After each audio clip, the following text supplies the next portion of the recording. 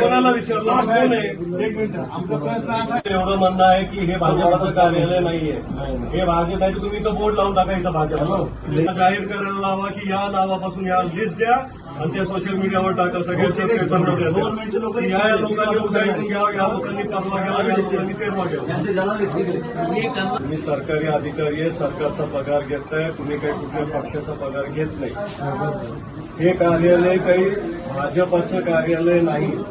नसं तुम्हाला वाटत असेल नाही तर तिथं बोर्ड लावून टाका भाजपाचं इथे हे भाजपाचं कार्यालय म्हणून. तिथे भाजपाच्या कार्यालयामधून साहित्य तुमचं वाटप होते, त्यांचे स्टिकर लावून वाटप होते.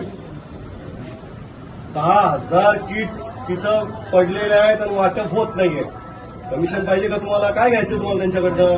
मग कमिशन नको तर मग का थांबवलं तुम्ही आतापर्यंत वाटप? ते का नाही व्हायला लागलं? 10,000 कामगार किटची प्रतीक्षा करतायत आणि तुम्ही त्यांना काय वाटप करत नाही, काही नाही. का नाही करते? त्यांनी काय भाजपमध्ये प्रवेश घेतल्यावर तुम्ही करणार आहे का? काय सांगू तुम्ही त्यांना मेसेज काय? एक तर तुम्हाला पैसे पाहिजे किंवा तुम्ही त्यांना सांगता भाजपमध्ये प्रवेश घ्या. आता आमदार कार्यालयात फोन लावून सांगा ना, आहे हिंमत तुमच्यात तर लावा तिथं डायरेक्ट आमदार कार्यालयात फोन लावून सांगा तिथे वाटप झालं पाहिजे म्हणून लगेच उद्याच्या उद्या चालू झालं पाहिजे.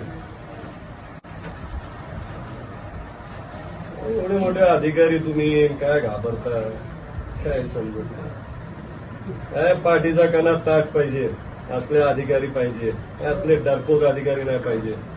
शासनाचा पगार घेताय तुम्ही आणि घाबरता बोलून करताय.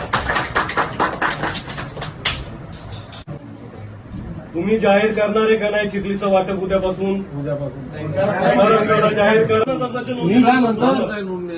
नोंदण्या चालू आहेत. नोंदणी झाली तर वाटप करायला पाहिजे होतं ना तेव्हा. त्या लोकांना की तिथून उद्यापासून तुमचे किट घेऊन जा म्हणून. चला एक फाईट घ्या त्यांची. तुम्ही सांगा सगळ्या लोकांना चिखली त्यांचे किट वाटप झालेलं नाही. मी सरकारी कामगार अधिकारी बुलढाणा चिखली येथील बांधकाम कामगारांना सुरक्षा गृहोपयोगी संच उद्यापासून वाटप होणार. गोडाऊन आहे चिखलीचं, निःशुल्क सेवा आहे. सरकारचं घेता आणि काम पक्षाचं करता तुम्ही.